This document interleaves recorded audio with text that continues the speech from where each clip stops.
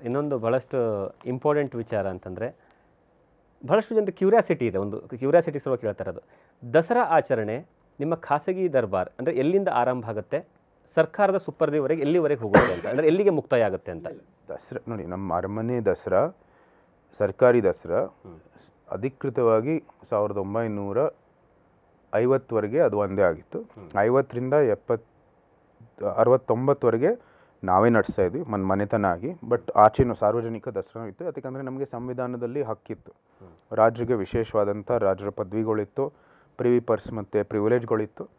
So 69ವರೆಗೂ ನಮ್ಮ ತಾತನವ್ರು ನಡ್ಕೊಂಡು ಹೋದರು. ಅದಾಗಿದ ನಂತರ ಸಂವಿಧಾನದ ಹಕ್ಕುಗಳೆಲ್ಲ ರದ್ದು ಮಾಡಿದ ನಂತರ ನಾವು ಖಾಸಗಿಯಾಗಿ ನಡ್ಕೊಂಡು ಹೋದ್ವಿ.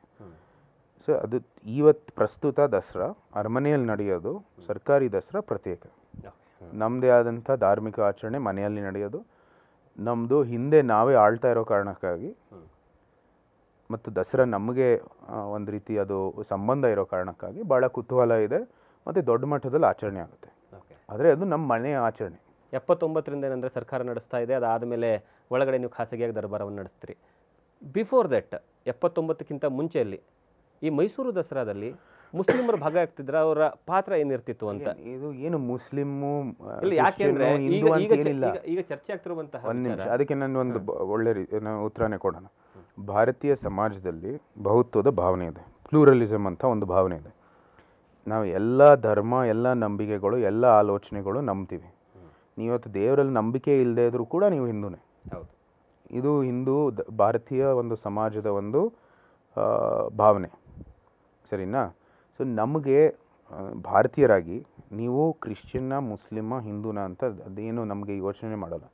ನೀವು ಬಂದು ಭಾಗವಹಿಸ್ತಾ ಇದ್ದರೆ ನೀವು ಭಾಗವಹಿಸುವಂಥದ್ದು ಅವಕಾಶ ಇದೆ.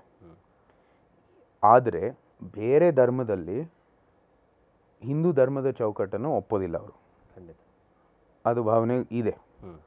ಇವತ್ತು ನೀವು ಕೆಲವು ವರ್ಗಗಳು ಅದರಲ್ಲೇ ಮೂಲಭೂತ ಒಂದು ಏನು ಇಸ್ಲಾಮಿಕ್ ಮೂಲಭೂತ ಒಂದು ಚಿಂತನೆ ಮಾಡೋರು ಇರ್ಬೋದು, ಕೆಲವು ಕ್ರಿಶ್ಚಿಯನ್ ಕಡೆಯೂ ಕೂಡ ಕೆಲವರು ಇರ್ಬೋದು ಒಂದು ವರ್ಗ, ಅವರೆಲ್ಲನೂ ಇದೇ ರೀತಿ ಆಲೋಚನೆ ಮಾಡೋದು. ಅಂದರೆ ಇದು ಹಿಂದೂ ಸಂಸ್ಕೃತಿ, ನಮಗೆ ಅದರಲ್ಲಿ ಒಪ್ಪಂದ ಇಲ್ಲ ಅಂತ ಇಲ್ಲ. ನಾನು ಈ ಪ್ರಶ್ನೆ ಯಾಕೆ, ಆದರೆ ನಮ್ಮ ಕಡೆಯಿಂದ ಆ ಥರ ಇಲ್ಲವೇ ಇಲ್ಲ. ಸೊ ನಮಗೆಲ್ಲರಿಗೂ ಭಾಗವಹಿಸುವಂಥದ್ದು ಅವಕಾಶ ಇಲ್ಲ. ನನ್ನ ಪ್ರಶ್ನೆ ಯಾಕೆ ಬಂತು ಅಂದರೆ ಸರ್ ಮಿರ್ಜಾ ಇಸ್ಮಾಯಿಲ್ ಅವರ ವಿಚಾರವಾಗಿ, ಯಾಕಂದರೆ ಅವರನ್ನು ಅಂಬಾರದ ಮೇಲಿಂದ ಕೂರಿಸ್ಕೊಂಡು ಮೆರವಣಿಗೆ ಮಾಡಿರುವಂತಹ ವಿಚಾರಕ್ಕೆ ಎಲ್ಲಿಂದ ಈ ಕತೆ ಬರ್ತದೆ ಅಂತ ನನಗೂ ಅದು ಯಾಕೆ ಕ್ಲಾರಿಟಿ ನಿಮ್ಮ ಹತ್ರ ಕೇಳ್ತಿದ್ದೀವಿ ಅಂದರೆ, ಇದು ನಿಜವಾಗ್ಲೂ ಸಹಿತ ನಡೆದಿರುವಂತಹ ಘಟನೆನ? ಯಾಕಂದರೆ ಎಲ್ಲರೂ ಸಹಿತ ಪ್ರಶ್ನೆ ಮಾಡ್ತಾರೆ, ಸರ್ ಮಿರ್ಜಾ ಇಸ್ಮಾಯಿಲ್ರನ್ನ ಅವಾಗ ಅಂಬಾರಿ ಮೇಲೆ ಕೂರಿಸ್ಕೊಂಡಿದ್ರು, ಅವಾಗ ಹಿಂದೂಗಳು ವಿರೋಧ ಮಾಡಿದ್ರು, ಆ ಕಾರಣಕ್ಕಾಗಿ ಅವ್ರನ್ನ ದಿವಾನ್ರು ಅಂಬಾರಿಯಲ್ಲಿ ಕೂರಿಸ್ಕೊಳ್ಳೋದು ನಾನು ಎಲ್ಲೂ ನೋಡಿಲ್ಲ. ನಾನು ಬಹುಶಃ ಒಂದ್ಸತಿ ನನ್ನ ರೆಕಾರ್ಡ್ಸ್ ಇನ್ನೊಂದ್ಸತಿ ನೋಡ್ಬೋದು. ಆದರೆ ದಿವಾನ್ರು ಅಂಬಾರಿಯಲ್ಲಿ ಕೂರಿಸ್ಕೊಳ್ಳೋದು ಎಲ್ಲೂ ಇಲ್ಲ. ಒಂದು ಮಿರ್ಜಾ ಇಸ್ಮಾಯಿಲ್ ದಿವಾನ್ರು, ಅವರು ಮುಸ್ಲಿಂ ಅಂತ ನಾವು ಅಲ್ಲಿ ಗುರುತಿಸಿ ಅವ್ರನ್ನ ದಿವಾನ್ರು ಮಾಡಿಲ್ಲ. ಅವರ ಸಾಮರ್ಥ್ಯದ ಒಂದು ಆಧಾರ ಮೇಲೆ ಅವರು ದಿವಾನ್ರಾಗಿರೋದು. ವಿಶ್ವೇಶ್ವರಯ್ಯನವರು ಅವ್ರ ಸಾಮರ್ಥ್ಯದ ಆಧಾರ ಮೇಲೆ ದಿವಾನ್ರಾಗಿರೋದು. ದಿವಾನ್ ಕಾಂತರಾಜ್ ಅವರು ಸಹ ಅದೇ ರೀತಿ. ಸೊ ಅವರು ಮುಸ್ಲಿಂ ಅಂತ ಅವ್ರು ಆಯ್ಕೆ ಮಾಡಿಲ್ಲ. ದಿವಾನ್ರಿಗೂ ಒಂದು ದಸರಾದಲ್ಲಿ ಒಂದು ಪಾತ್ರ ಇತ್ತು. ಅದು ಅವರು ಅಂಬಾರಿಯಲ್ಲಿ ಕೂತಿದ್ರೋ ಇಲ್ವೋ ಅಂತ ನಾನು ಹೋಗಿ ರೆಕಾರ್ಡಲ್ಲಿ ಚೆಕ್ ಮಾಡಬೇಕು. ನನಗೆ ಅದೇ ಇಲ್ಲಿ ಸದ್ಯದಲ್ಲೇ ಅರಿವು ಇಲ್ಲ, ಆದರೆ ನಾನು ಹೋಗಿ ಚೆಕ್ ಮಾಡ್ತೀನಿ. ಆದರೆ ಎಲ್ಲೂ ಸಹ ಇವರು ಮುಸ್ಲಿಂ ಅಂತ ನಮಗೇನು ಸಮಸ್ಯೆ ಇಲ್ಲ.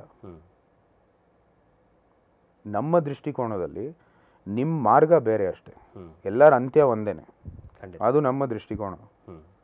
ಆದರೆ ಅದನ್ನ ದುರ್ಬಳಕೆ ಮಾಡಬಾರ್ದು ಅಂತ ನಮ್ಮ ಭಾವನೆಯೂ ಕೂಡ.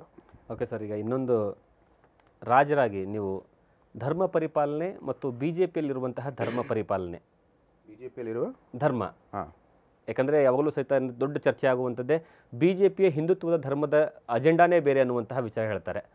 ಈ ವಿಚಾರಕ್ಕೆ ಸಂಬಂಧಪಟ್ಟಾಗ ನೀವು ಎರಡೂ ಬೇರೆ ಬೇರೆ ಅಂತ ನೋಡ್ತೀರಾ ಅಥವಾ ಎರಡೂ ಒಂದೇ ಇದೆನಾ? ಇಂತೂ ಹಿಂದೂ ಧರ್ಮದ ರಕ್ಷಣೆ ಯಾವ ಸಮಯ ನಮ್ಮ ಋಷಿಗಳು ಸರಸ್ವತಿ ನದಿಯ ಒಂದು ಬ್ಯಾಂಕ್ಗಳಲ್ಲಿ ಕೂತ್ಕೊಂಡು ಇದನ್ನ ಏನು ಬ್ರಹ್ಮಾಂಡದಲ್ಲಿರುವಂಥ ಸತ್ಯಗಳು, ನಮ್ಮ ವೇದಗಳು, ವ್ಯಾಖ್ಯಾನ ಇತ್ಯಾದಿ ಎಲ್ಲಗಳ ಮೂಲಕ ನಮಗೆ ಲಭ್ಯ ಮಾಡಿಕೊಟ್ರು.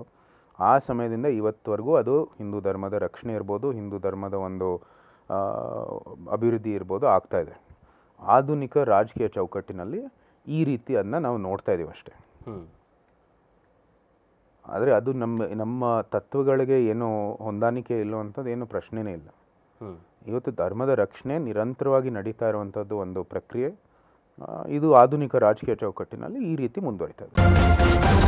ನ್ಯೂಸ್ ಫಸ್ಟ್, ನಿರ್ಭೀತಿಯಿಂದ ನಿಮ್ಮ ಪರವಾಗಿ.